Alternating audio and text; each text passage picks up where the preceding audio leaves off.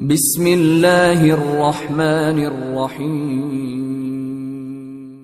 پڑھنا ہے اس میں غیر متمکن کی دوسری قسم۔ اس میں غیر متمکن کی کون سی قسم؟ دوسری قسم۔ پہلی قسم ہم نے پڑھی تھی اس میں غیر متمکن کی مضمرات۔ کیا پڑھا تھا؟ مضمرات۔ ضمیر کی جمع کیا ہے؟ مضمرات بھی پڑھتے ہیں، مضمرات بھی پڑھتے ہیں۔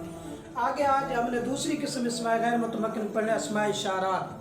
اسماء اشارات، اسماء یہ جمع ہے اسم کی۔ کس کی جمع ہے؟ اسم کی جمع اسماء۔ اور اشارات یہ اشارہ کی جمع ہے۔ اشارات کس کی جمع ہے؟ اشارہ کی جمع ہے۔ تو اس کی تعریف کیا ہے کہ ایسا اسم جس کو وضع کیا گیا، جس کو وضع کیا گیا تاکہ کسی عضو کے ذریعے، عضو ہاتھ یہ عضو ہے، آنکھ یہ عضو ہے، پاؤں یہ عضو ہے، ان عضو کے ذریعے کسی چیز کی طرف کیا کرنا؟ اشارہ کرنا۔ کسی چیز کی طرف کیا کرنا؟ اشارہ کرنا۔ کس چیز کی طرف؟ محسوس و مبصر۔ مبصر آنکھ کو کہتے ہیں کہ آنکھوں دیکھی چیز کو، آنکھوں دیکھی آنکھیں جس کو آنکھوں نے دیکھا ہو اس چیز کی طرف کیا کرنا؟ اشارہ کرنا۔ اشارہ اس چیز کی طرف کیا کرنا؟ اشارہ کرنا۔ یہ کیا ہے؟ اسماء اشارات۔ یہ کیا اسماء اشارات کی تعریف کیا ہے؟ ایسا اسم جس کو وضع کیا گیا ہو تاکہ کسی خاص عضو کے ذریعے محسوس و مبصر کی طرف اشارہ کرنا۔ محسوس و مبصر کی طرف اشارہ کرنا۔ جو بندہ جس چیز کی طرف دیکھ رہا ہے اس کو اس چیز کی طرف کیا کرنا؟ اشارہ کرنا۔ تو اس کی کتنی؟ پانچ اسماء جو استعمال ہونے والے۔ کتنے ہیں؟ 5 ہیں۔ تا، تانی، زا، زانی، اولا۔ اب یہ 2 معنوں میں استعمال ہوتا ہے۔ اولا مد کے ساتھ بھی، اولا کسرہ کے ساتھ۔ اس کو لمبا کریں گے تو اولا مد کے ساتھ آ گیا، یا اس کو مد نہ کرے تو اولا کسرہ کے ساتھ آ گیا۔ ٹھیک ہے۔ تا، تانی، زا، زانی، اولا۔ تا جو ہے نا یہ واحد مؤنث ہے۔ تا کیا ہے؟ واحد مؤنث ہے۔ تانی جو ہے نا یہ تثنیہ مؤنث ہے۔ تانی کیا ہے؟ تثنیہ مؤنث۔ یہ حالت رفع میں ہے، یہ حالت رفع میں ہے کہ آپ آگے پڑھیں گے جا کر وجوہ اعراب کے اعتبار سے اسم متمکن کی 16 قسمیں، ان میں یہ 7ویں قسم ہے۔ ان میں سے کون سی قسم ہے؟ 7ویں قسم ہے۔ تو یہ حالت رفع میں 7ویں قسم کا اعراب کیا تھا؟ حالت رفع الف کا ساتھ، نصب اور جر یا ما قبل مفتوح کے ساتھ۔ نصب اور جر یا ما قبل مفتوح کے ساتھ یہ حالت رفع ہے۔ تو نصب اور جر یا ما قبل مفتوح کے ساتھ تو پھر کیا پڑھیں گے؟ تینی، تانی، تینی، تینی۔ یہاں بھی یہی ہے۔ زانی یہ حالت رفع میں ہے اور زینی حالت نصبی میں ہے۔ زینی حالت نصبی میں، کس میں ہے؟ حالت نصبی میں ہے۔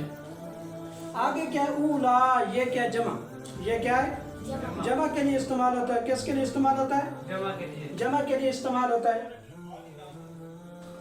تو اس کے استعمال کے 3 طریقے ہیں۔ اگر تا سے پہلے ہا لگائی جائے، ہاتا، ہاتانی، ہاتینی، ہازا، ہازانی، ہازینی، ہازا، ہازانی، ہازینی، ہاتا، ہاتینی، ٹھیک ہے، ہاتانی۔ تو ہا جو ہے نا اگر تا سے پہلے ہا جائے تو وہ خبردار کے لیے ہوتے ہیں، انسان کو خبر کرنے کے لیے ہوتے ہیں، تنبیہ کے لیے استعمال ہوتی ہے۔ کس کے لیے استعمال ہوتا ہے؟ تنبیہ کے لیے۔ اور خبردار کرنا 2 وجہ سے ہوتا ہے، یا تو کسی اہم سوال کا جواب ہوتا ہے، یا تو کسی اہم سوال کا جواب ہوتا ہے، یا پھر اہم بات کی ابتدا ہوتی ہے۔ جیسے قرآن پاک میں الا ان اولیاء اللہ لا خوف علیہم، یہاں الا جانے یہ خبردار کے لیے انسانوں کو خبردار کہا کہ خبردار بے شک جو اللہ کے دوست ہیں۔ تو خبردار کرا کر اہم بات لوگوں کو بتائی جاتی ہے، یا پھر اہم سوال کا جواب بتایا جاتا ہے۔ تو یہ ہو گیا ہاتا، ہاتانی، ہازا، ہازانی، ہا اولائی، ہا اولائی۔ جو ہا اولائی آپ پڑھتے ہیں وہ اسی اسم اشارہ ہے۔ وہ کیا ہے؟ اسم اشارہ ہے۔ یا پھر تا کے بعد کاف کا استعمال ہوتا ہے۔ کس کا استعمال ہوتا ہے؟ کاف کا۔ کاف ضمیر والی نہیں ہوتی، کاف مخاطب کس کے لیے ہوتا ہے؟ دوسرے کو مخاطب کرنے کے لیے۔ جیسے تا کا تا کا تاکما تاکم، تا کی تاکما تاکنہ، تا کی تاکما تاکنہ، تانی کا تانکما تانکم، تانی کی تانکما تانی کنہ، تانی کنہ۔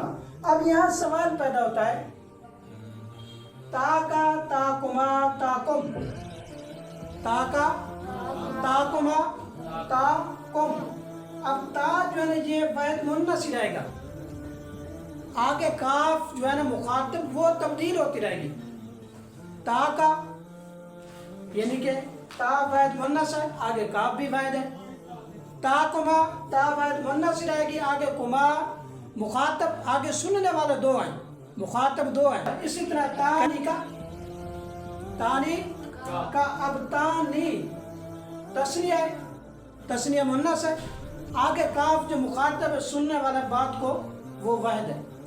اسی طرح تانی کو ما، اب بات کرنے والے دو ہیں، آگے جو سننے والے ہیں وہ بھی دو ہیں، تانی کم، تانی کی، تانی کما، تانی کنہ، تانی کنہ، اب دو مؤنث ہیں، آگے جمع مؤنث ہے، آگے کیا ہے جمع مؤنث ہے، تو کیا سمجھا کہ تا کے ساتھ کاف بھی لگتا ہے، کاف جو ہے وہ مخاطب ہوتا ہے، ضمیر نہیں ہوتی، یہ نہ سمجھنا کہ یہ ضمیر ہے، ٹھیک ہے، ضمیر نہیں سمجھنا اس کو، یہ کیا ہے کاف مخاطب ہے، کاف مخاطب ہے، تا کا تاکما تاکم، تا کی تاکما تاکنہ، اب یہ تا واحد رہے گا، آگے مخاطب تبدیل ہوتے رہیں گے، تا واحد اس میں اشارہ رہے گا ایک، آگے مخاطب کیا ہوں گے تبدیل، کبھی واحد ہوگا، کبھی تثنیہ ہوگا، کبھی جمع مذکر ہوگا، کبھی تثنیہ مؤنث ہوگا، کبھی واحد مؤنث ہوگا، کبھی جمع مؤنث ہوگا، وہ مخاطب تبدیل ہو رہا ہے، واحد یہ مؤنث ہی رہے گا۔ اسی طرح آگے تانی کا، آگے کیا ہے تانی تثنیہ مؤنث ہے، یہ کیا ہے تثنیہ مؤنث، حالت رفع میں، یہ حالت نصبیہ تائنی، تائنی، ٹھیک ہے، تانی کا، یہ کاف ضمیر مخاطب ہے، کاف ضمیر مخاطب ہے،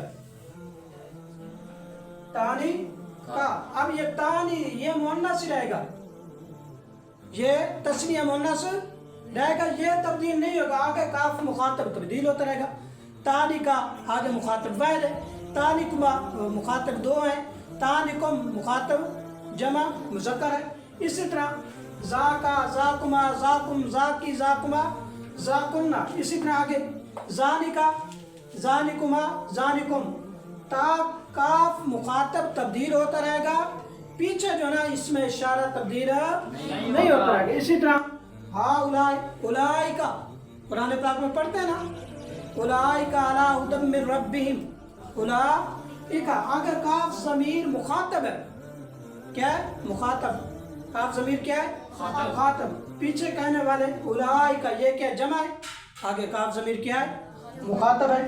تو آج آپ نے کیا پڑھا اسماء اشارات کی تعریف، اسماء اشارات کی تعریف، جس کو وضع کیا گیا تاکہ کسی عضو کے ذریعے محسوس و مبصر کی طرف اشارہ کیا جائے، کیا کیا جائے اشارہ کیا جائے، تو تا، تانی، زا، زانی، اولا، یہ پانچ ہے، کتنے ہیں کتنے ہیں پانچ، تا یہ واحد مؤنث کے لیے آتا ہے، تانی تثنیہ مؤنث کے لیے، زا واحد مذکر کے لیے، زانی تثنیہ مذکر کے لیے، اولا یہ جمع کے لیے استعمال ہوتا ہے، جمع مذکر اور جمع مؤنث دونوں کے لیے، کس کے لیے دونوں کے لیے استعمال ہوتا ہے۔ اگر تا سے پہلے، اگر تا سے پہلے یا زا سے پہلے ہا لگ جائے تو وہ ہا تنبیہ کے لیے ہوتا ہے، کس کے لیے ہوتا ہے تنبیہ کے لیے، خبردار کرانے کے لیے۔ اگر تا یا زا کے بعد کاف لگ جائے، اگر تا یا زا کے بعد کاف لگ جائے تو وہ کاف مخاطب ہوتا ہے، کیا ہوتا ہے مخاطب تبدیل ہوتا رہے گا، اس میں اشارہ تبدیل نہیں ہوگا، جیسے تا کا تاکما تاکم، تا کی تاکما تاکنہ، زا کا زاکما زاکم، زا کی زاکما زا کنہ، اولائکا، اولائکا۔ یہاں ایک اور بات ہے کہ اکثر زا کے بعد لام ہوتا ہے پھر کاف ہوتا ہے، زال کے بعد، زا کے بعد لام ہوتا ہے پھر کاف ہوتا ہے، تا کے بعد لام ہوتا ہے پھر کاف ہوتا ہے، جیسے تل کا، ذالکا، زا اس میں اشارہ ہے، درمیان میں لام آ چکا ہے پھر کاف آ گیا، وہ لام جب آ جائے اس میں اشارہ کے اندر وہ بعید کے لیے استعمال ہوتا ہے. کس کے لیے استعمال ہوتا ہے؟ بعید, دوری بیان کرنے کے لیے. دور کی طرف اشارہ ہوتا ہے. دور کی طرف کیا ہوتا ہے؟ اشارہ ہوتا ہے. یہ جو ہم نے پڑھا نا, ہاتا, ہاتانی, ہاؤلائی, ہاذا, ہاذانی, ہاؤلائی, تاکا, تاکما, تاکم, تانکا, زاکا, زاکما, زاکم, زانکا. یہ جو ہم نے پڑھے ہیں نا, یہ اس میں اشارہ قریب کے لیے. ہا لگ جائے یا کاف مخاطب کی لگ جائے تو یہ قریب کے لیے. اگر درمیان میں لام آ جائے, لام لگ جائے تو پھر اس وقت کیا ہوتا ہے؟ اس میں اشارہ بعید کے لیے, دوری کو بیان کرنے کے لیے آتا ہے. پھر اس سوال ہوتا ہے. پھر کیا ہوتا ہے؟ سوال ہوتا ہے کہ قرآن پاک کے اندر کیا ہے؟ ذالک الکتاب لا ریب فیہ. تو ہم ترجمہ کیا کرتے ہیں؟ یہ کتاب. سوال پیدا ہو گیا. حالانکہ ذالک, ذا اس میں اشارہ ہے, لام اس کے اندر جو ہو رہا ہے وہ بعید کا اشارہ دے رہا ہے. کس کی طرف اشارہ دے رہا ہے؟ بعید کی طرف. لیکن ہم معنی قریب کا کر رہے ہیں. کہتے ہیں جو قرآن پاک ہے یہ عظمت والی کتاب ہے. قرآن پاک عظمت والی اور یہ شانہ والی کتاب ہے. اس کی شان اور عظمت اور فضیلت کی وجہ سے یہاں ذالک کا جو استعمال ہوا ہے اس کی طرف جو اشارہ ہم کرتے ہیں لفظاً, جب ہم ترجمہ کرتے ہیں تو وہ قریب کا استعمال کرتے ہیں. یہ تو کہ وہ جو میں نے آپ کو بتائے ہیں کہ تا, تانی, زا, زانی, اولا, یہ 5 جو اکثر استعمال ہوتا ہے, یہ میں نے آپ کو بتائے تھے. جو 9 میر کے اندر ہے وہ یہ ہے, زا, زانی, زینی, تا, تی, تے, زہی, زہی, تی, تانی, تینی, اولا مد کے ساتھ اور اولا کسرہ کے ساتھ. اب تا, تی, تے, زہی, یہ جو ہے نا یہ وید کے لیے جو اضافی ہے نا, تی, تے, زہی, یہ وید کے لیے استعمال ہوتے ہیں. باقی وہی ہیں جو میں نے آپ کو پڑھائے اور استعمال وہی ہوتے ہیں اکثر جگہوں پہ.